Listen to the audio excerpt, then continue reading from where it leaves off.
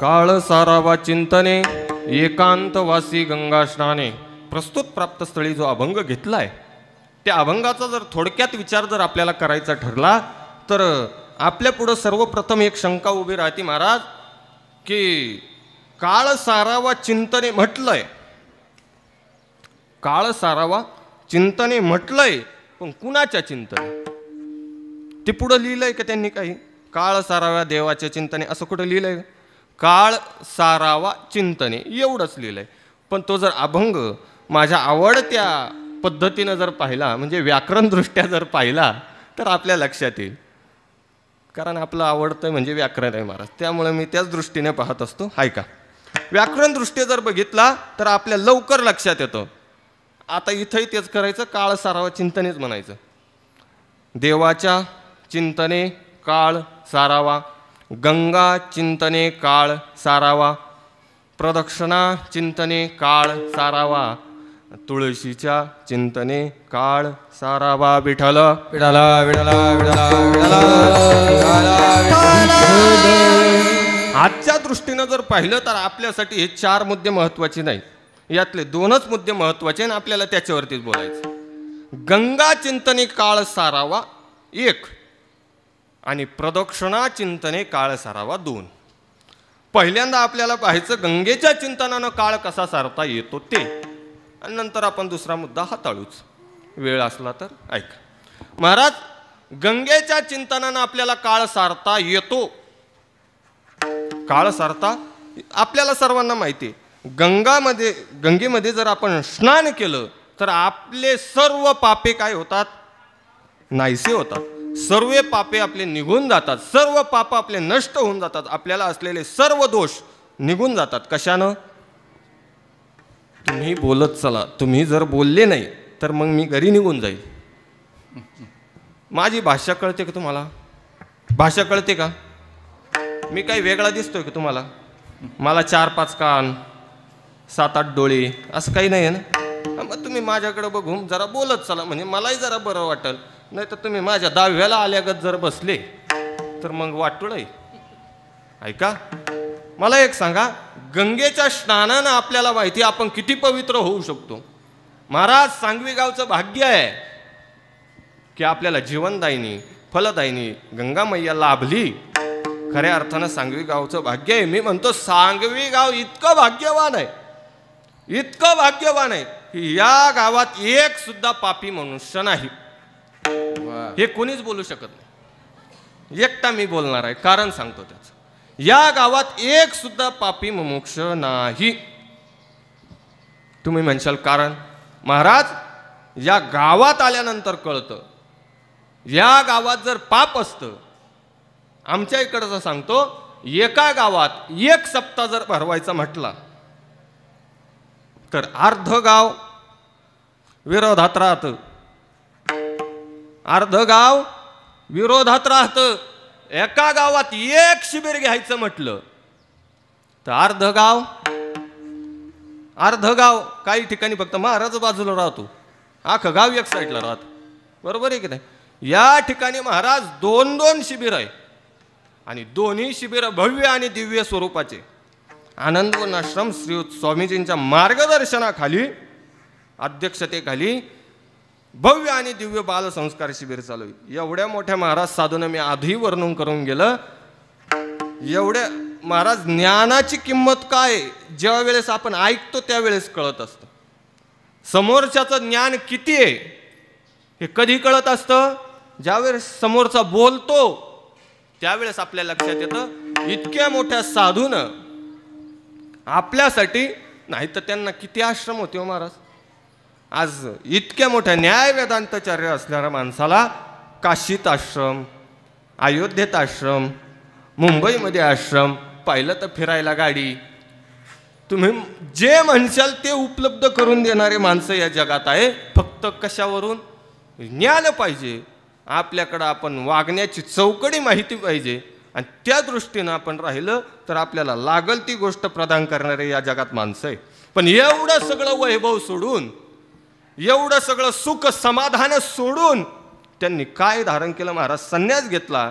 संन्यास घेऊन आपल्या आश्रमाला जीवनदान देण्याचं काम केलं आणि एकट्यापुरतं न मर्यादित राहता या भारतीय संस्कृतीला नवनवीन चालना मिळण्यासाठी, नवनवीन माहिती तयार होण्यासाठी, नवनवीन विद्यार्थी घडण्यासाठी या बाल संस्कार शिबिराच्या माध्यमातून स्वामीजी स्वतः शिकवताय. महाराज काय भाग्य आहे.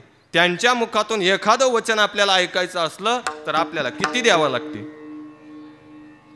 किती द्यावं लागतील, बरोबर आहे की नाही?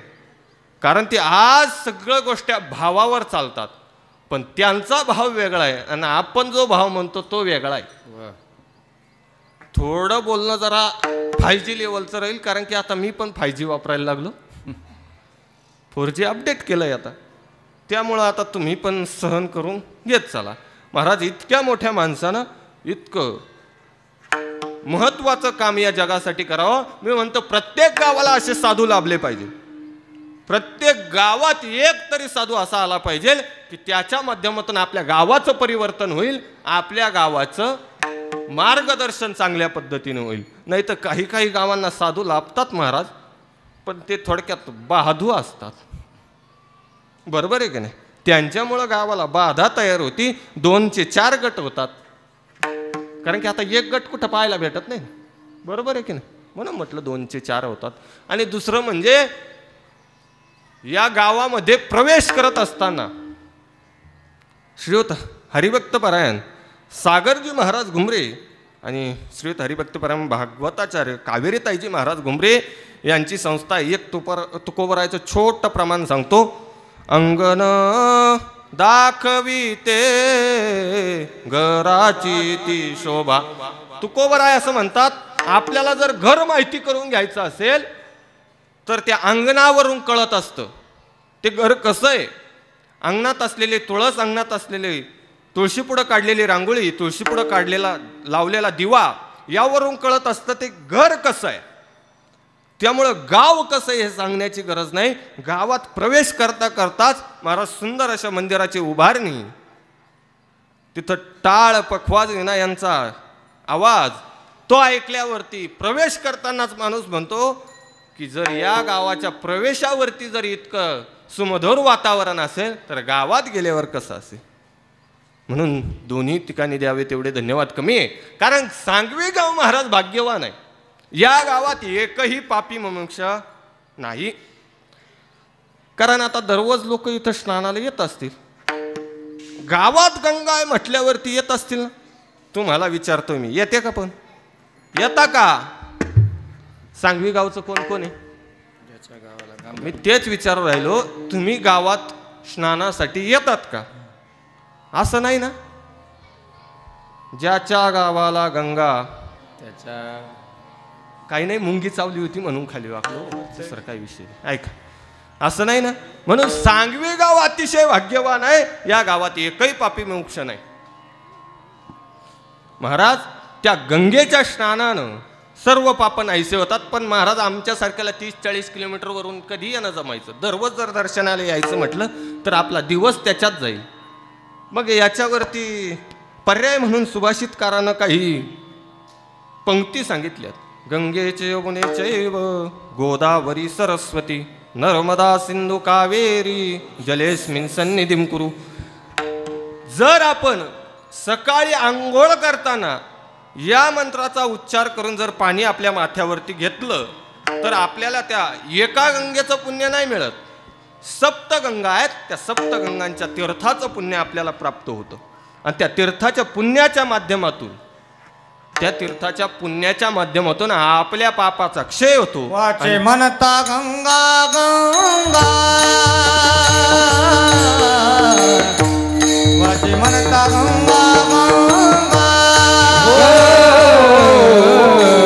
वाचे म्हणता गंगा गंगा,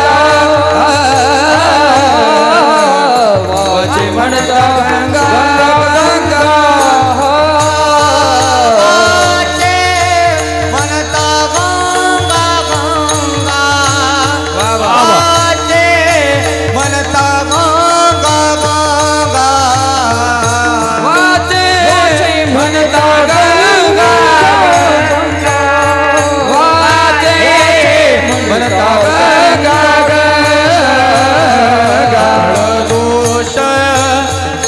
जाती भंगा सकळ दोष जाती भंगा सकळ दोष जाती भंगा सकळ दोष जाती भंगा दृष्टी पडता ब्रह्मगिरी दृष्टी पडता ब्रह्मगिरी दृष्टी पडता ब्रह्मगिरी दृष्टी पडता ब्रह्मगिरी दृष्टी पडता ब्रह्मगिरी दृष्टी पडता ब्रह्मगिरी दृष्टी पडता ब्रह्मगिरी दृष्टी पडता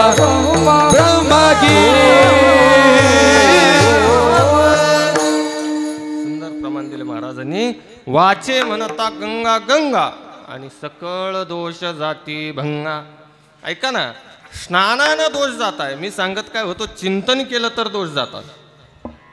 तिथंच यायचंय आपल्याला. जाऊ दे, श्लोकाचं नाही माहिती, पण आपल्या जीवनातला एक महत्वाचा सोहळा आहे महाराज. त्या सोहळ्याच्या ठिकाणी आपण या सप्तगंगांचं उल्लेखन करतो. गंगा सिंधू सरस्वती. हा, हे तुम्हाला लवकर आठवलं आहे ना? नाही माहिती? माझं झालेलं नाही तरी मला माहिती महाराज. तुम्हाला तर माहिती पाहिजे होतं. बरं जाऊ दे, आपण पुढच्या जन्मात घेऊ तुमच्यासाठी.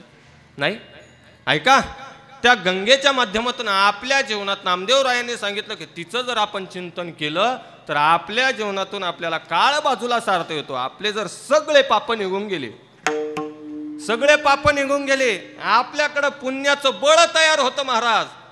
काय होतं? पुण्याचं बळ तयार होतं. आणि पुण्याचं एकदा बळ तयार झालं की तुकोबरायांचं एक प्रमाण आहे. बळे देखो निया बळा वा वा. बळे देखो निया बळा बळे देखो निया बळा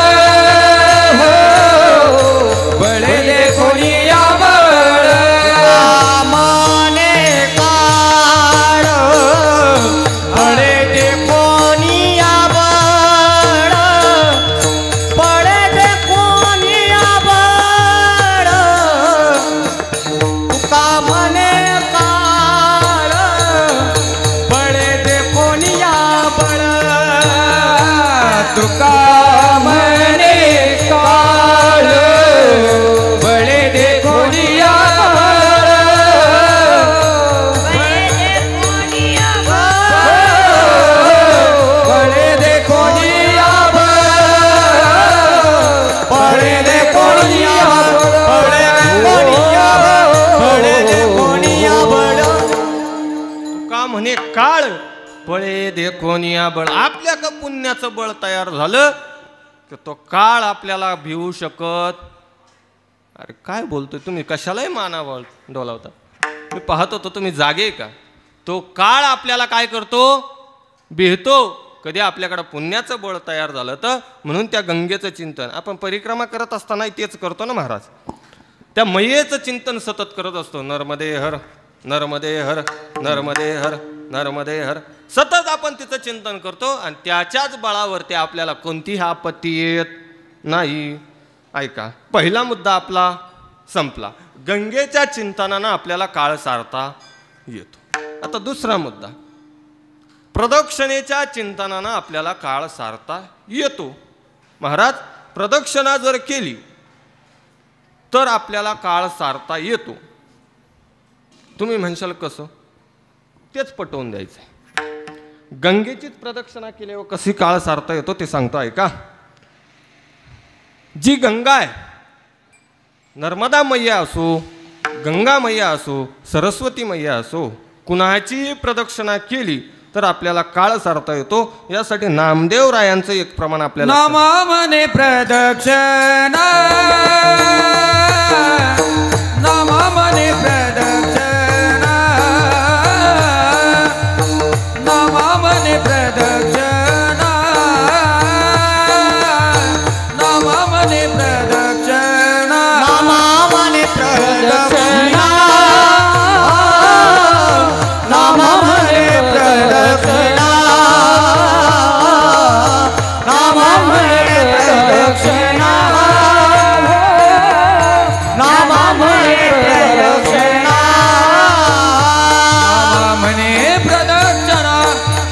पुण्या नाही गणना नाम म्हणे प्रदक्षिणा त्यांच्या पुण्या नाही गणना त्याच्या पुण्या नाही गणना त्याच्या पुण्या नाही गणना त्यांच्या पुण्या नाही गणना त्यांच्या पुण्या नाही गणना दृष्टी पडता ब्रह्मगिरी